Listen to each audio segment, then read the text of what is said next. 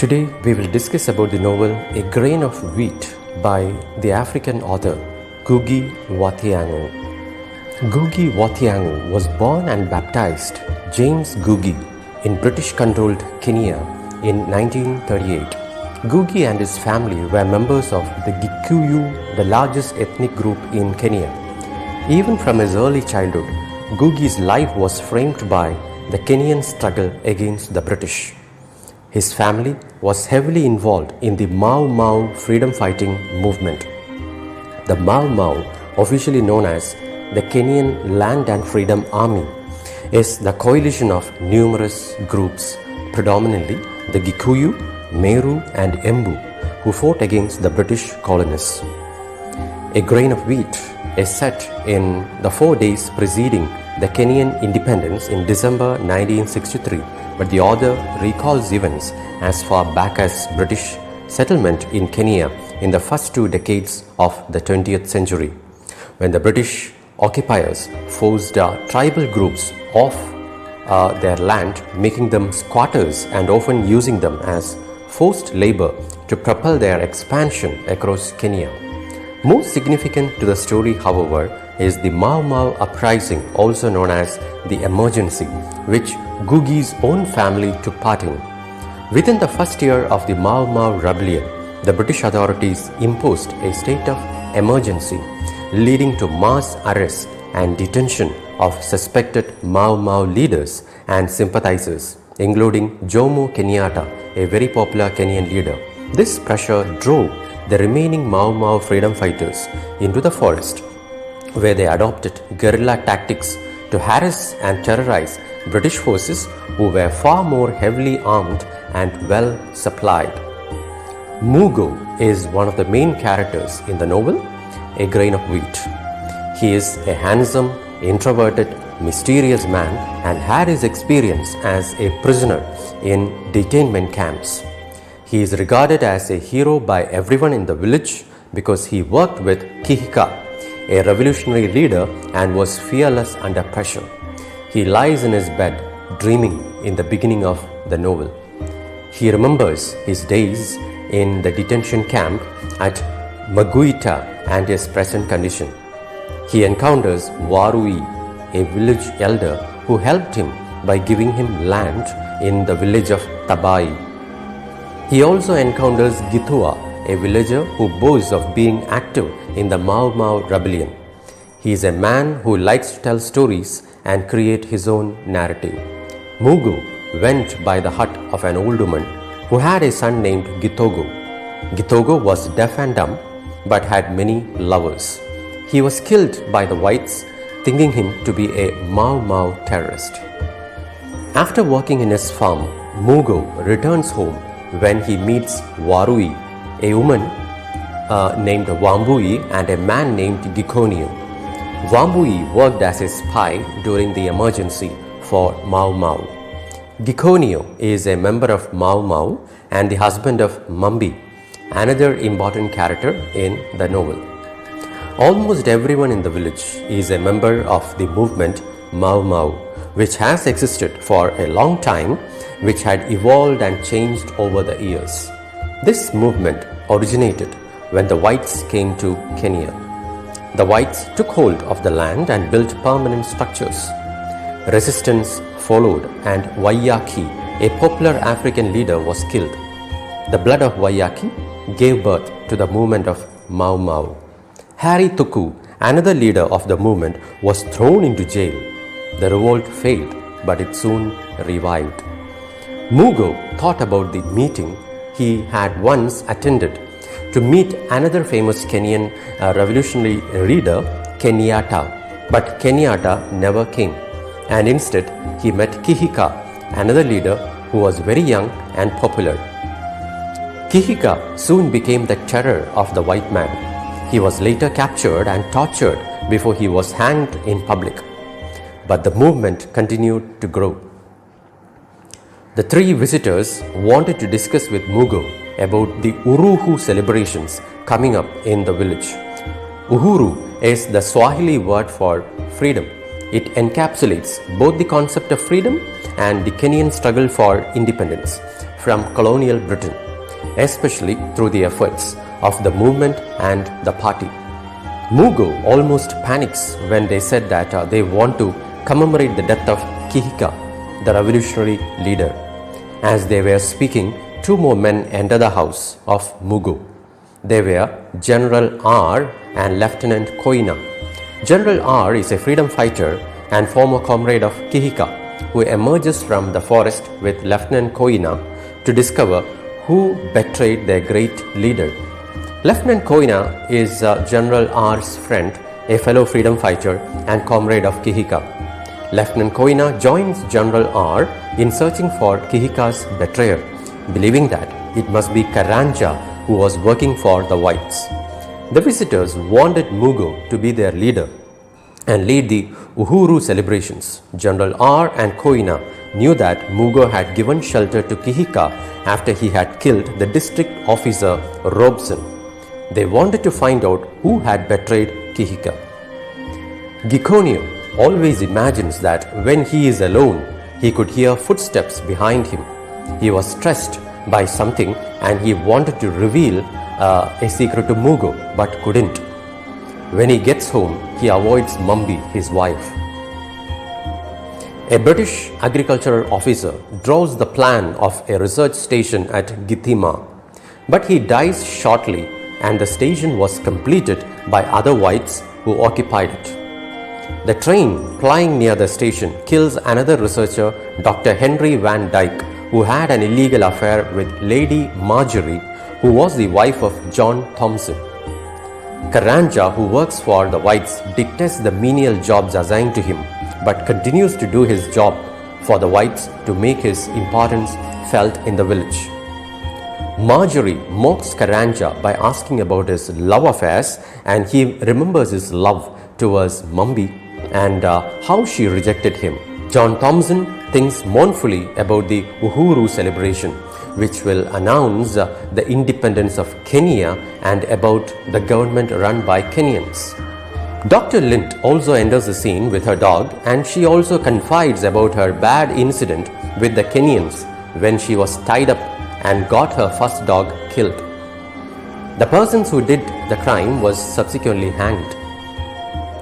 John Thompson remembers his salad days as the British officer when he was quite popular and how he was crucified by the press for the death of 11 prisoners under his charge. Even though he was supported by his wife initially, soon their relationship was in disarray, which created a long gap between them. She also fell in love with Henry Van Dyke until his death when he went and hit his car on a running train in an inebriated condition. John Thompson also remembers how he met two Kenyan students in Oxford and became curious about the African culture. He relocates to Kenya with his wife and started to write a book on Kenyan culture and society. Now, on the eve of Uhuru, when the whites have to return to England, he finds everything meaningless and he wants to confide this to his wife but couldn't do so. Gikonyo was one of the first prisoners to be released from the detention camp and through his hard work and shrewd thinking, grew rich and became a role model of success for other Africans. He became a wealthy businessman possessing lands and money and was one of the first Africans to think about establishing his firm in the European-dominated Nairobi. Meanwhile, Mugo was toying with the idea of becoming the leader of the villagers or not because of his guilt for betraying Kihika, which he had done earlier when Kihika was in his shelter. The people of the village wanted Mugo to give a speech in honor of the dead martyrs, which he was not ready to do so. Gikonyo, meanwhile, had come to see Mugo to reveal a secret. The narrative goes back to the time when trains were introduced in Thabai. People used to call it as the Iron Snake and was afraid to go near it. Later, it became an obsession and people used to fork to get a glimpse of the moving train. These were the times when Gikonyo, Karanja and Kihika were young men. In those days, Gikonyo worked as a carpenter to support himself and his mother Wangari. Gikonyo's father, a man with many wives, turned him and his mother away when he was only a child, leaving them to fend for themselves and probably die. However, Wangari was resourceful, raising Gikonyo until the age where he could make his own living and support her as well. Gikonyo hopes to buy land for his mother, but this requires more money than he has. This desire for wealth and land is especially strong whenever he sees Mumbi, though he cannot imagine that such a beautiful woman could ever pay much heed to a poor carpenter. Though he tries to tell her of his feelings, he never had the courage. His poor background always made him to think about making more money and getting rich. His desire for wealth and money and his love towards Mumbi were the aims of his life. Mumbi had two brothers, Kihika, the revolutionary leader, and Kariuki. As young men, both Gikonyo and Karanja used to visit their house. Gikonyo was quite talented in playing guitar, and that attracted Mumbi towards him. He also knew that Mumbi loved him. Karanja, meanwhile, were also trying to get Mumbi himself. Kihika was involved in politics of Kenya quite from his younger days. He heard of the evils done by the whites before even seeing a white person. He attends a school run by the Church of Scotland, where he learns about Christianity.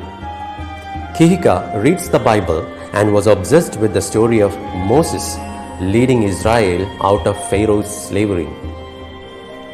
In the intervening years, he teaches himself to read and write Swahili and English, and he started working in Nairobi and learns about the movement Mau Mau and finds his purpose in life.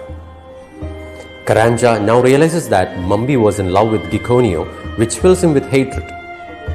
Kihika insisted that for the freedom of Kenya, they should be willing to sacrifice themselves and should take the oath of unity, by which they promised to work for Mau Mau.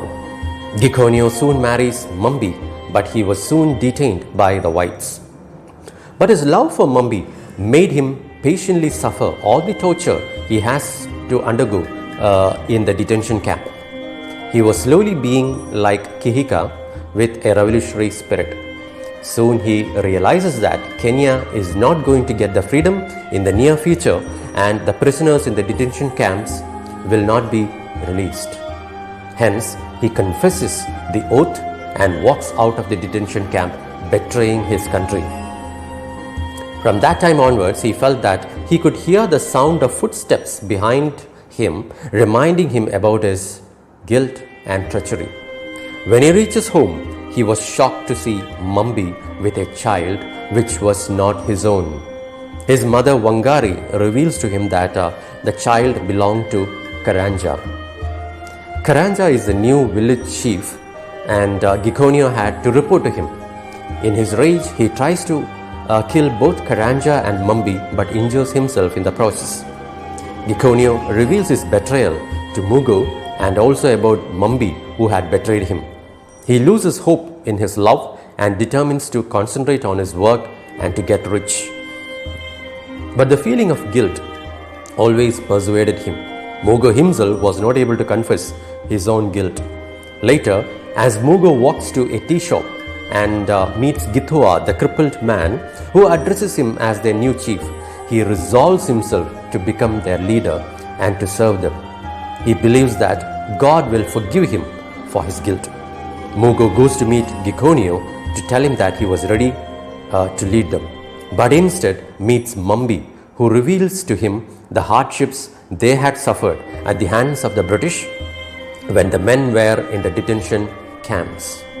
They starved and were made to work in the trenches without food or water, and Karanja cheated her by having sex with her after announcing that Gikonyo was coming back from detention. Mumbi was shocked to retaliate the advances of Karanja. Now, after this confession from Mumbi, Mugo becomes quite indecisive, and he announces that he will not be able to continue as their leader. Meanwhile, General R and Koina were convinced that it was Karanja who had betrayed Kihika, and they made a plan to expose him during the day of Uhuru. Karanja knew that if the whites leave his village, he may also lose his position that he is holding now and will be soon publicly humiliated. Meanwhile, he was lured into attending the Uhuru celebrations as planned by General R and Koina. Gikonyo had been betrayed by the banker he was relying on, and he vents his anger at Mumbi, who leaves her house and goes to live with her parents. Meanwhile, Mugo was persuaded by the villagers to reconsider his decision on not to become their leader. His refusal to accept the responsibility had made him into a legendary hero. Mumbi goes to the hut of Mugo to persuade him to take up the responsibility. She requests him to speak to Gikonyo about her innocence, even though it was too late. But to her shock, Mugo confesses that it was he who had betrayed Kihika while he took shelter in Mugo's house. He had told the British officers where to find Kihika in the lure for money. The day of Uhuru arrives, and the village was endowed with celebrations. Mumbi now knew that her brother was betrayed by Mugo, but she did not reveal it. On the day of Uhuru, all the villagers gathered to hear Mugo speak, but he did not address them. General R addresses the people instead of Mugo, and he exhorts them to continue in their struggle to keep the newfound freedom. When he commemorated the dead and tells that the culprit who had betrayed Kihika was among them, Mugo comes forward and explains that it was him who had betrayed Kihika and walks out of the platform.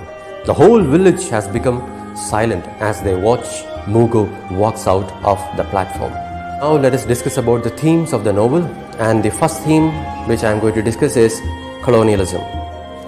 In A Grain of Wheat, Britain's colonialization of Kenya is the context against which its characters are formed, as well as the primary political tension of the book.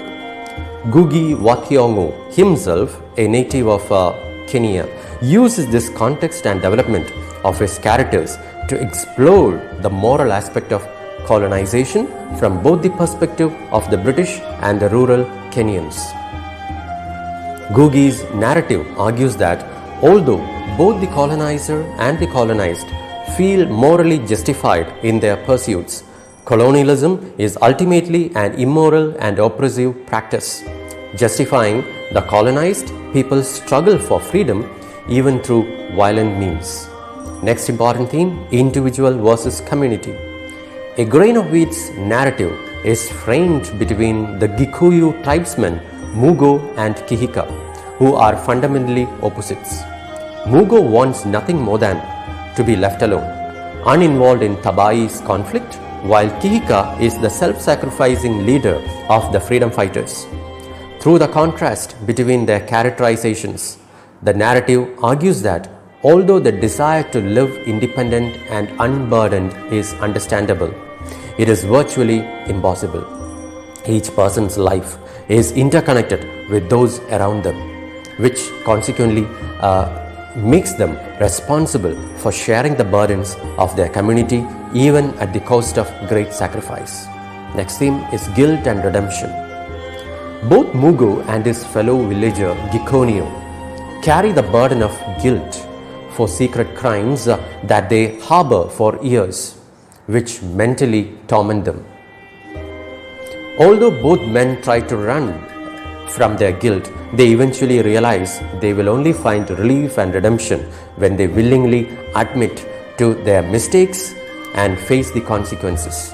Through Mugo's and Gikonyo's respective journeys, A Grain of Wheat argues that redemption and freedom from guilt can only be gained by open confession and willingness to face the consequences of one's actions. Next theme is Christianity. In A Grain of Wheat, Christianity occupies a complicated position. Both the Imperial British and the freedom-fighting Gikuyu utilize various aspects of the religion and for Kenyans, it seems alternately a source of hope and a symbol of the white man's invasion. Throughout the narrative, Ngugi's depiction of Christianity suggests that it plays a complex role in Gikuyu culture, acting sometimes as a tool of Western colonization, or when integrated with traditional beliefs, a profound source of meaning and revolutionary spirit. Next theme is gender and power. A grain of wheat's male characters are notably weak and indecisive, save for a rare few, while its female characters present themselves as confident, capable, and proud. Although women are socially disempowered in Gikuyu society, Ngugi's depiction of his female characters argues that they are just as strong as men and often stronger, succeeding when men fail or are gripped with indecision. Thank you and thanks for watching.